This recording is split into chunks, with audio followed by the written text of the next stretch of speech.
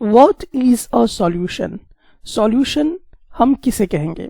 तो इस बात को समझने से पहले चलिए हम लोग सबसे पहले सॉल्यूशन के दो और भी इम्पॉर्टेंट टर्म्स को समझने का प्रयास करेंगे। तो सबसे पहले हम लोग इसमें जो समझेंगे वो है सॉल्यूट और दूसरा जो है वो है सॉल्वेंट। तो चलिए इन तमाम पॉइंट्स को समझते हैं।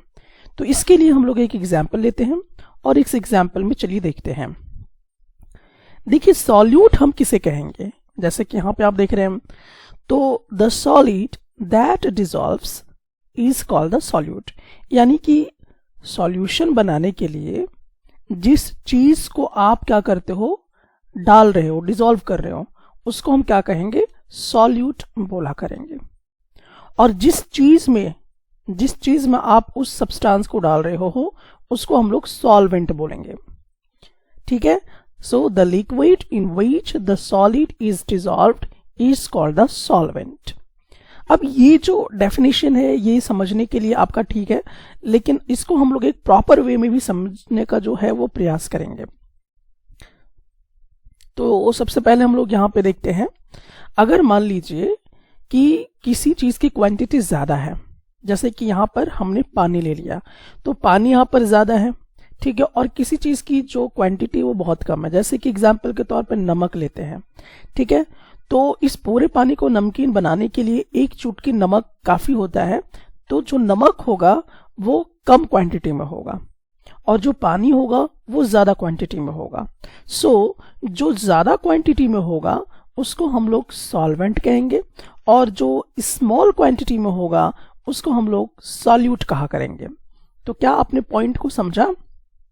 फिर से मैं आपको बता देता हूं, जैसे आपने नमक लिया तो नमक तो बहुत थोड़ा सा था, तो वो क्या कहलाएगा, सॉल्यूट कहलाएगा। और क्योंकि उस नमक को आप किस में डाल रहे हो, पानी में डाल रहे हो, तो पानी ज्यादा मात्रा में है तो इसको हम क्या बोलेंगे, सॉल्वेंट बोला करेंगे।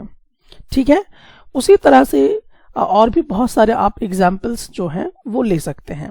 जैसे ये हमारा हो गया कॉपर सल्फेट, तो कॉपर सल्फेट हमने थोड़ा सा मात्रा में लिया है और अब इसको हमने क्या किया, किसी चीज में डिसॉल्व कर दिया। मान लीजिए पानी में हमने डिसॉल्व कर दिया, तो पानी की जो मात्रा है वो बहुत ज्यादा है और जो कॉपर सल्फेट की मात्रा है वो बहुत ही कम है। तो ये जो कॉपर सल्फेट होगा, ये कॉपर सल्फेट आपका क्या कहलाएगा, तो ये कॉपर सल्फेट आपका सॉल्यूट कहलाएगा। और जबकि ये जो आपका पानी होगा वो क्या कहलाएगा, सॉल्वेंट कहलाएगा। उसी तरह से चलिए और भी एग्जाम्पल हम लोग यहाँ पे देखते हैं। जैसे आप इसके जगह पर क्या ले सकते हैं, शुगर ले सकते हैं। सो अब देखिए हमने यहाँ पर शरबत हमें बनानी है, तो यहाँ पर हमने चीनी ले लिया, तो चीनी क्या हो जाएगा, सॉल्यूट हो जाएगा। और इसे हम लोग यहाँ पे पानी में डाल रहे हैं तो ये क्या हो जाएगा, यहाँ पे सॉल्वेंट हो जाएगा। क्यों? क्योंकि यहाँ पर पानी का जो मात्रा होगा वो बहुत ज्यादा है और जो चीनी है वो कम है इसकी क्वांटिटी। तो अगर क्वांटिटी बहुत ज्यादा है तो हम उसे सॉल्वेंट कहेंगे और अगर क्वांटिटी बहुत ही कम है तो उसको हम सॉल्यूट बोला करेंगे। तो आई थिंक आप इस पॉइंट को समझ गए होंगे कि आखिरकार सॉल्यूट क्या होता है और सॉल्वेंट क्या होता है। सो अगर किसी चीज की क्वांटिटी बहुत ज्यादा है तो आप उसे सॉल्वेंट कहेंगे और किसी चीज की क्वांटिटी अगर बहुत ही कम है तो उसको आप सॉल्यूट कहेंगे। तो आई थिंक आप इन दो टर्म्स को समझ गए होंगे कि सॉल्यूट और सॉल्वेंट क्या होता है। चलिए और भी कुछ एग्जाम्पल्स हम लोग यहाँ पे लेते हैं। जैसे कि एग्जाम्पल के तौर पे आप यहाँ ले सकते हैं कॉमन सॉल्ट। ठीक है, तो नमक जो होता है वो बहुत ही कम है और उसको आप पानी में डाल रहे हो। ठीक है, तो यहाँ पे नमक क्या होगा आपका, सॉल्यूट होगा और पानी क्या होगा आपका, सॉल्वेंट होगा। ठीक है, तो आई थिंक आप इस पॉइंट को समझ गए होंगे कि सॉल्यूट क्या होता है और सॉल्वेंट क्या हुआ करता है। सो बेसिकली आपने यहाँ पर क्या चीज नोटिस किया कि सॉल्यूट क्या होता है और सॉल्वेंट क्या हुआ करता है।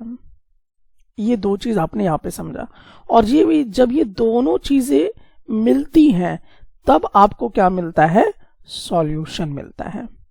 तो सॉल्यूशन कैसे बनता है, सॉल्यूट और सॉल्वेंट इन दोनों को मिलाकर क्या बनता है, सॉल्यूशन बनता है। तो यही कारण था कि मैं आपको ये समझाने का प्रयास कर रहा था कि आखिरकार सॉल्यूशन के लिए सॉल्यूट और सॉल्वेंट को समझना इतना महत्वपूर्ण क्यों है। चलिए अब थोड़ा सा और यहाँ पर देखते हैं। तो जैसा कि हमने आपको ये बात बताई थी कि जिस चीज को आप डालते हो, ठीक है, जैसे यहाँ पे नमक हो सकता है, चीनी हो सकता है, कॉपर सल्फेट हो सकता है, कुछ भी हो सकता है, तो ये आपका क्या कहलाएगा, तो ये आपका सॉल्यूट कहलाएगा।